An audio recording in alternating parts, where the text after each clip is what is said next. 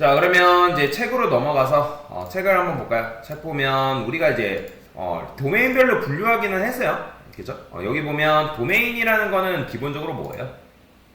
도메인이라는 거는 여러분들이 원래라면 제가 만약에 이제 이 책대로 했다면 이렇게 분리가 안 돼 있는 상태로 이제 클래스가 만들어졌을 텐데, 근데 나중에 여러분들이 테스트가 아니라 여러분들 이제 프로젝트를 실제 진행하고 뭐 해도 도메인별로 데이터를 분리를 해야 된다. 그러니까 현재 이제 퀘스천이 있고 그 다음에 앤서라는 게 있죠. 그죠? 앤서. 그죠? 그럼 나중에 이제 멤버와 관련된 것도 여러분들이 다룰 수도 있을 거고, 그러니까 다양한 것들이 있단 말이에요. 그죠? 그러면 이런 식으로 여러분들이 퍼진 상태에서 하는 게 아니라 내가 나름대로 도메인별로 분류를 해줘야 된다. 여기도 똑같이 돼 있잖아요. 퀘스천이면 퀘스천, 앤서면 앤서, 유저면 유저, 뭐 이런 식으로. 그러니까 사용자와 관련된 거, 그 다음에 질문과 관련된 거, 답변과 관련된 거, 이런 식으로 여러분들이 분리를 해 가면서 작업을 해야 된다. 내가 만약에 이제 처음부터 이렇게 다 풀어져 있는 상태에서 작업을 했다 하면 웬만하면 도메인별로 이런 식으로 패키지를 만들어서 분리를 하시는 게 좋다라고 보시면 될 것 같습니다. 뭔 말인지 이해되죠? 자, 그래서 이제 이렇게 이제 도메인별로 이제 분류를 할 수 있다라는 거 기억하시면 되고, 자, 리포지터리에 대해서 총정리를 좀 해볼게요. 현재 우리가 뭘 쓰고 있죠? JPA라는 걸 사용하고 있다라고 제가 말씀을 드렸을 거예요. 현재 이제 우리 거는 이제 도메인별로 분류가 되어 있는 상태고요.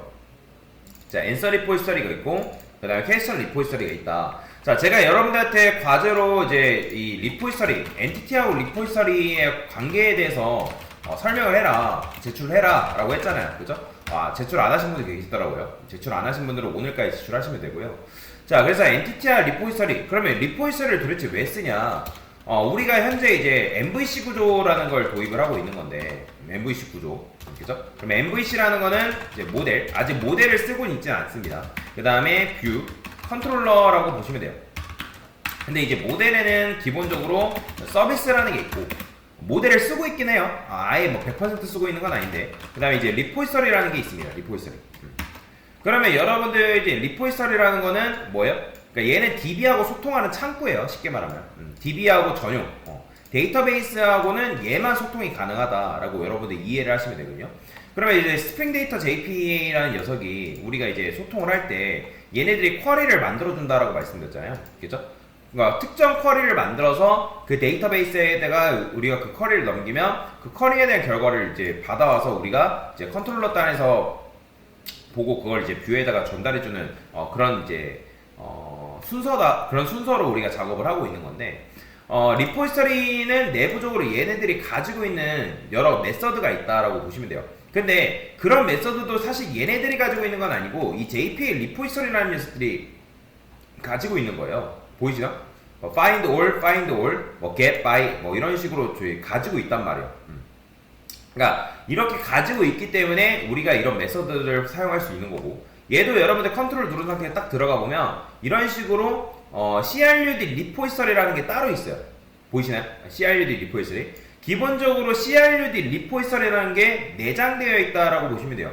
그러니까 내장되어 있다 보니까 스프링부트에서 이 CRUD 리포지터리가 내장되어 있다 보니까 여기 안에서 우리가 자주 쓰는 게 바로 뭐예요? find by, 요거 굉장히 많이 쓴단 말이에요. 그 다음에 save. 자, 이 save라는 메서드 우리가 직접 만든 게 아니잖아요. 그죠?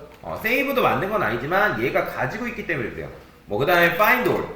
find all도 뭐예요? 자, 지금 이거 다 설명을 드렸던 거잖아요. find all. 그러니까 다 찾아와라. 얘는 아이디 줄 테니까 그것만 찾아와라. 얘네 저장해달라. 그죠?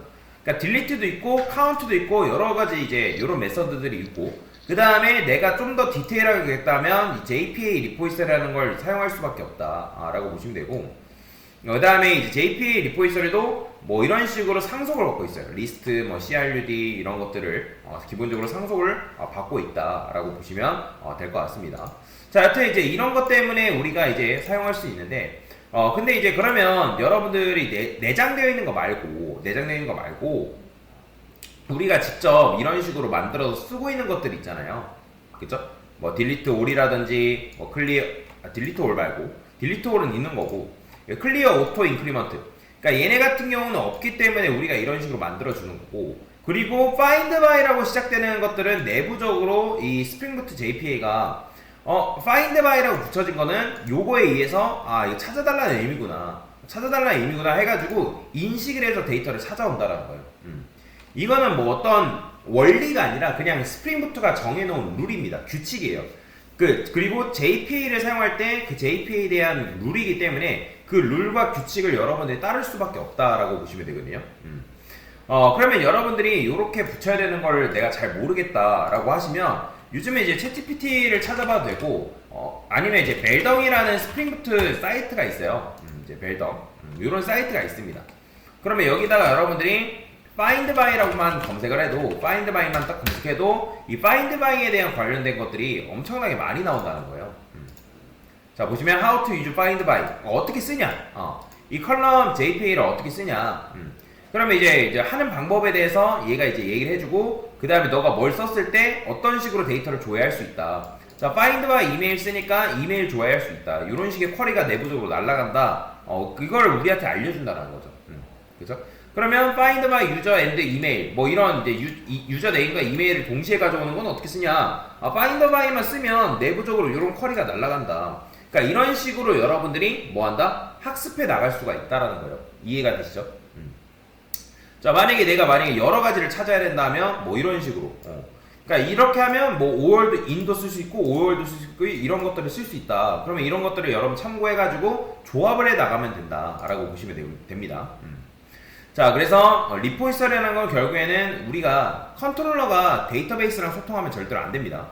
그렇기 때문에 리포지터리랑 데이터베이스가 직접적으로 소통을 해서 근데 이제 스프링 데이터 JPA 같은 경우는 뭐다? 내부적으로 이런 걸 딱 발견하게 되면 자기가 쿼리를 만들어서 그 쿼리를 이제 데이터베이스에다가 뭐한다? 넘겨주는 거죠. 그렇기 때문에 이제 리포지터리가 있는 거고. 자 그래서 이제 우리가 리포지터리 테스트를 하면서 진행했던 게 뭐였어요? 데이터를 생성하는 거, 그 다음에 세이브. 이거는 이제 인설트가 내부적으로 이제 일어나는 거라고 말씀드렸죠. 근데 이제 이건 있어요. 여러분들이 세이브를 했는데 기존에 이 첫 번째 질문이 존재한다. 그러면 첫 번째 질문이 만약에 존재하지 않으면 그건 추가인데 인설트인데 만약에 질문 데이터가 있다. 그 다음에 세이브가 일어났다. 그건 업데이트가 일어나는 겁니다. 그거는 여러분들이 알고 계셔야 돼요.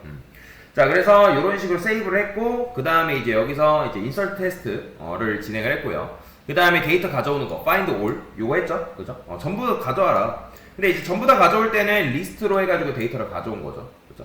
그 다음에 ID. 내가 1번 ID 1번 줄 테니까 그 ID에 맞는 데이터 가져와라. 그죠? 그 다음에 이건 뭐예요? 내가 서브젝트 줄 테니까 그거에 대한 제목 관련된 거 가져와라. 요 쿼리가 날아간다 했잖아요. 그 다음에 이건 뭐예요? 내가 서브젝트랑 컨텐츠 줄 테니까 이제 둘 다 가져와라. 그죠? 그 다음에 얘는 like.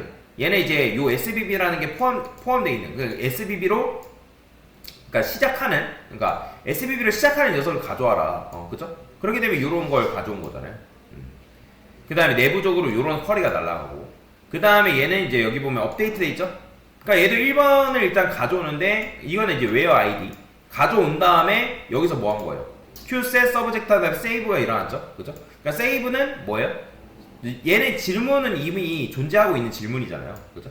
그러니까 존재하고 있는 질문인데 여기서 세이브가 한 번 더 일어났다 해가지고 질문이 다시 생성되는 게 아니라 기존에 있는 데이터가 있기 때문에 수정되는 거다라고 여러분들이 보시면 돼요. 업데이트. 자, 그 다음에 데이터 삭제하기 같은 경우는 얘 뭐예요? 개수를 세고 그 다음에 1번 아이디 줄 테니까 가져오고 그 다음에 거기서 딜리트. 얘도 우리가 만든 건 아니죠. 직접적으로 이제 스프링부트가 가지고 있기 때문에 스프링부트 JPA가 내장되어 있는 메서드가 있기 때문에 사용할 수 있는 거다. 카운터도 마찬가지죠. 자, 그래서 이렇게 이제 우리가 전체적으로 사용한 거다. 셀렉트를 이용해서 데이터를 조회하고 가져올 일이 굉장히 많단 말이에요. 그죠? find by는 참고로 셀렉트인 거 아시죠? 여러분들 셀렉트가 내부적으로 일어나는 거. 그래서 이런 식으로 테스트를 진행한 거고 나중에 이제 조금 더 복합적으로 간다라고 하면 그 복합적인 데이터 같은 경우는 여러분들 JPA로 구현할 수 있는 것들은 한계가 있습니다. 복합적인 것들은 JPA가 다루기가 사실 쉽지 않아요. 그래서 어쩔 수 없이 이런 식으로 쿼리를 여러분들 날려줄 수밖에 없다. 이 쿼리도 쉽게 날리는 방법들이 있습니다. 자, 하여튼 이런 식으로 우리가 리포지터리를 결국에는 사용해서 데이터를 뭐한다? 다룬다. 그래서 요걸 배운 거라고 보시면 돼요. 요게 굉장히 중요한 거고 핵심이기 때문에 뭐 컨트롤러 구현하고 그 다음에 화면 구현하고 뭐 하는 거는 그렇게 막 어렵진 않아요. 그래서 리포지터리를 잘 알고 계시면 결국에는 여러분의 어떤 데이터를 어떻게 설계하고 어떻게 소통하게끔 만드냐 그게 굉장히 중요한 거기 때문에 그래야지만 그거에 맞는 데이터를 가져와서 화면에다 띄워주고 그런 식으로 이제 작업을 할 수가 있단 말이에요. 그래서 이 부분에 대해서 설명을 드린 거다라고 보시면 되겠습니다.